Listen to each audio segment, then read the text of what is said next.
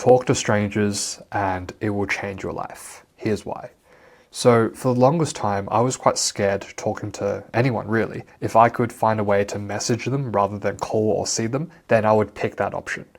But I realized over the years that I needed to be able to master the skill of talking to people, because ultimately, like, if I was to just try and get the opportunities that I wanted, whether that be for work or for something else, I needed to be good with people, which is why I forced myself to get into the habit of talking to strangers, because I was quite scared of talking to girls, talking to people that I respected, let's say at a networking event, and it would always stop me from actually connecting with them. Or I would connect with them, but it would be like a super awkward conversation. So this is why I realized I needed to level up the skill to be able to talk to people. But what I realized was, if I wanted to go straight up and talk to the girl I liked, or talk to this highly esteemed CEO from this networking event, that is level 100. I'm at level 1.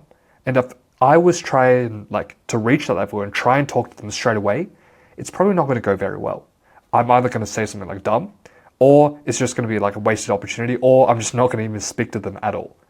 And so what I realized was that if this is level 100, I'm level 1. I need to get to level 2, then level 3, and then progressively get higher and higher until to the stage where level 100 isn't that big of a jump after all. So what is level 2? Well, level 2 for me is just smiling to strangers. So as I have a walk in the park, I don't need to have a full conversation with someone. I just need to smile at them and maintain eye contact. You know, like when you walk past like someone at the park, you just go on your phone, or you look down, or you look to the side. Like none of that. That used to be me. But I realized if I want to level up the skill of being like good with people, I needed to be able to like maintain eye contact and smile to like strangers. That was the way of me leveling up that skill.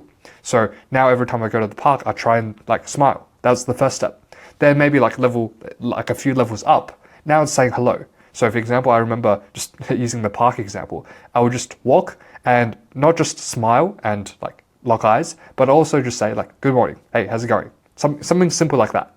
And it's a simple phrase. Sometimes it's just a very brief exchange and they walk past, but that's fine. Again, we're building up in levels.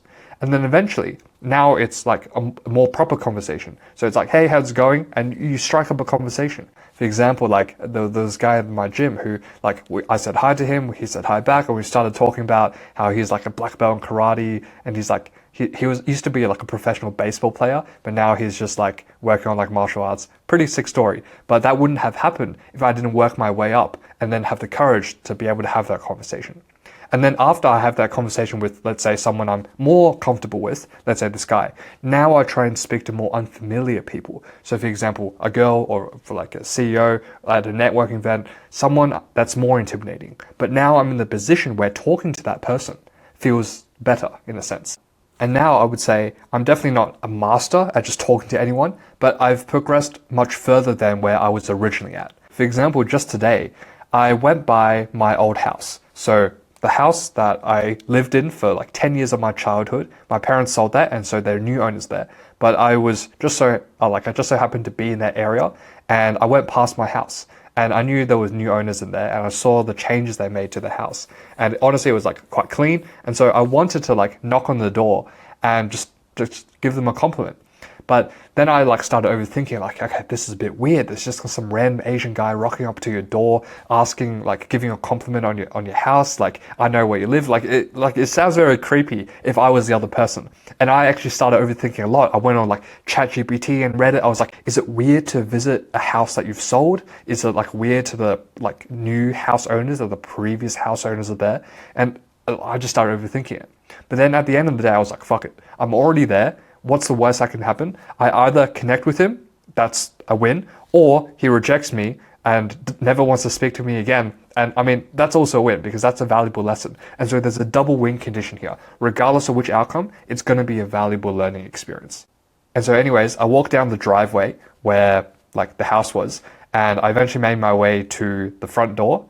I pressed the doorbell, and like time literally froze for the next few seconds. I was just like waiting there anxiously, waiting for the person to like, open the door. But eventually they did. They opened up. They were like, who's this? And they didn't even open the full door. Like they opened it like a bit, but there was still like the fly screen there, just because I'm like, who's this weirdo standing outside my door? And I was like, hey, this is gonna sound super weird, but I actually used to live here. I was the previous house owner, and I'm just kind of dropping by just to, let you know that what you've done with the house is, amazing. So anyways, and then we got into more of a proper conversation, and honestly, it was a good chat. I'm so glad that I didn't like bitch out and just walk away, and I actually had that conversation.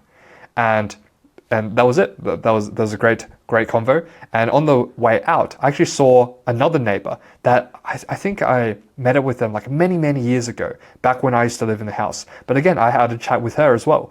And turns out she's actually a teacher at my brother's school. So it was a very small world.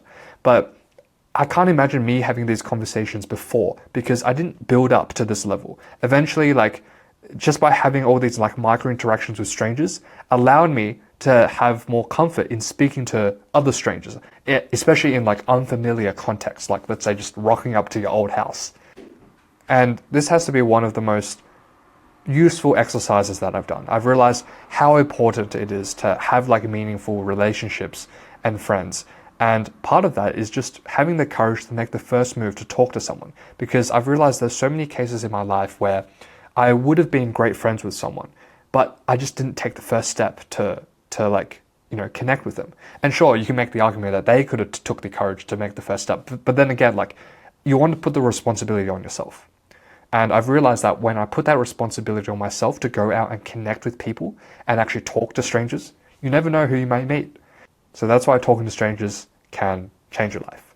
And I highly recommend it, because it may change yours too.